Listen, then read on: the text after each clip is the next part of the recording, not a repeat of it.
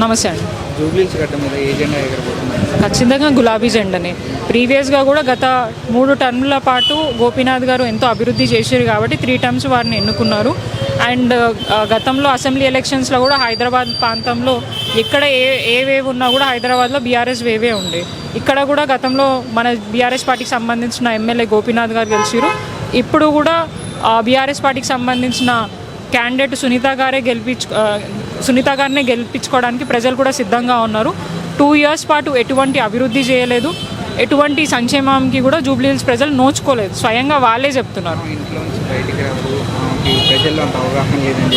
అరే ఇప్పుడు నేనే ఒక ఎగ్జాంపుల్ అండి. నేను 2016లో నేను ఒక స్టూడెంట్ని, ఒక ఐటీ ఎంప్లాయీని. నాకు పార్టీ అవకాశం ఇచ్చిన తర్వాత ఇప్పుడు నాది 2వ టర్మ్. 10 సంవత్సరాల పాటు నేను రాజకీయాల్లో ఉన్నాను. నాకు కూడా రాజకీయాల అవగాహన లేదు. కానీ ఏదైనా కూడా బయటికి వస్తే ఇప్పుడు వారు ఆల్రెడీ వాళ్ళది రాజకీయ కుటుంబం, నాదైతే అసలుకే కాదు. మా ఫాదర్ పొలిటికల్గా ఎటువంటి సంబంధించిన వాళ్ళు కాదు.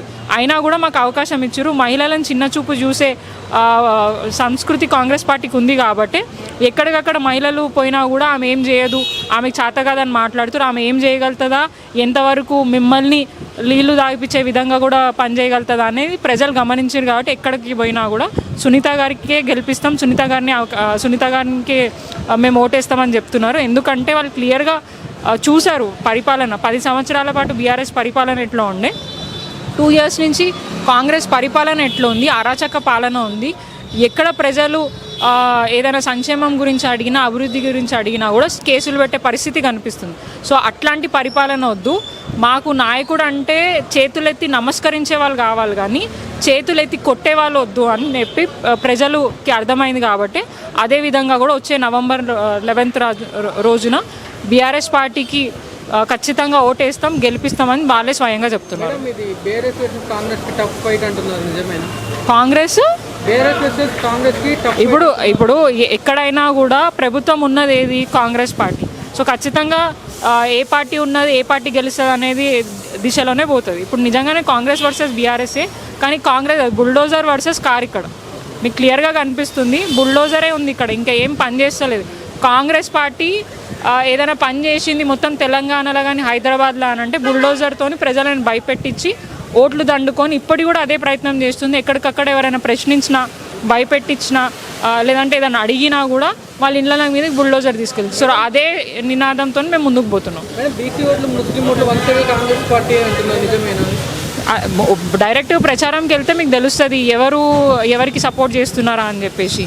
ఇప్పుడు వాళ్ళేమో గోపీనాథ్ గారి పేరు చెప్పుకొని ఏదో సింపతి ఓట్లు అని అంటున్నారు. అక్కడ సింపతి కాదు, ప్రేమ చూపిస్తున్నారు.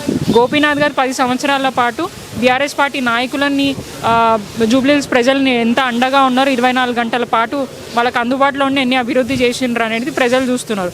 కానీ ఇక్కడ వీళ్ళు కొత్తగా బీసీ నినాదం తీసుకున్నారు. మరి అది కూడా ఒక ఇంతకు ఇన్ఫ్లుయెన్సే కదా. ఇప్పుడు వాళ్ళేమో ఏమంటారు, ఏడ్చి ఓట్లు తీసుకుంటున్నారని మాట్లాడుతున్నారు. అక్కడ స్వయంగా ప్రజలు చెప్తున్నారు, ఏడిస్తే కాదు, మేము అభివృద్ధి చూసినాం 10 సంవత్సరాల పాటు బీఆర్ఎస్ హయాంలో, అది చూసే మేము ఓటేస్తున్నాం తప్ప మేము అంతకుమించి లేదని చెప్పి స్వయంగా ఓటర్సే మాకు చెప్పడం జరుగుతుంది. సో ఇక్కడ development versus BRS, development versus Congress bulldozer డెవలప్మెంటే కనిపిస్తుంది. గులాబీ జెండా ఎగురుతుంది డెఫినెట్గా నవంబర్ 11th రోజున. మైనారిటీ ఓటర్స్ కూడా ఖచ్చితంగా బీఆర్ఎస్ పార్టీకే సపోర్ట్ చేయడానికి ఉన్నారు.